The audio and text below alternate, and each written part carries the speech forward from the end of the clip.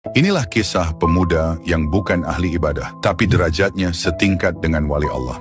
Pada sekitar abad ke-5 Hijriah, di sebuah wilayah bernama Kharakan, wilayah Persia, pernah hidup seorang waliullah bernama Syekh Abu Hasan Al-Kharaqani. Pada suatu hari seorang muridnya bertanya kepadanya, Wahai Syekh, di tengah banyaknya ahli ibadah dan ulama besar di kota ini, siapakah sebenarnya sosok yang paling mulia kedudukannya di sisi Allah saat ini? Sang murid mengira gurunya akan menyebut nama seorang ulama besar atau ahli ibadah yang jidatnya hitam karena sujud. Syekh menjawab, "Ikutlah denganku." Kita ke masjid besar, Guru. tanya sang murid sembari bergegas menyusul. "Tidak, kita ke pasar." Mereka bergegas berjalan menuju pasar. Tiba di sudut pasar, sang guru menunjuk seorang pemuda yang pakaiannya penuh tambalan dan baunya tidak sedap karena pekerjaannya adalah membersihkan kotoran dan sampah pasar.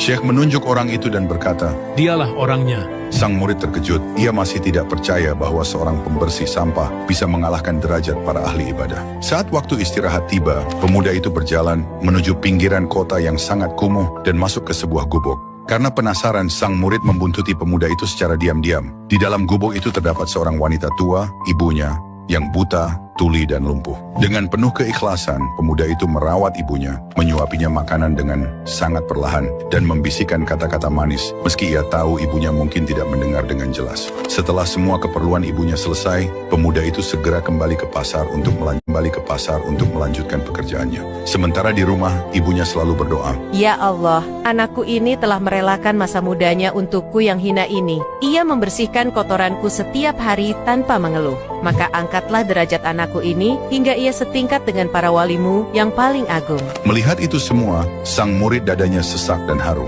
Murid kembali kepada Syekh dan menceritakan semuanya. Syekh tersenyum tipis dan berkata, "Engkau melihatnya sekarang, banyak orang mencari Tuhan di dalam masjid dengan dahi yang sujud. Tetapi pemuda itu menemukan Tuhan di telapak kaki ibunya. Ia bukan menjadi mulia karena ilmu atau zikirnya yang panjang, melainkan karena doa ibunya yang menembus langit.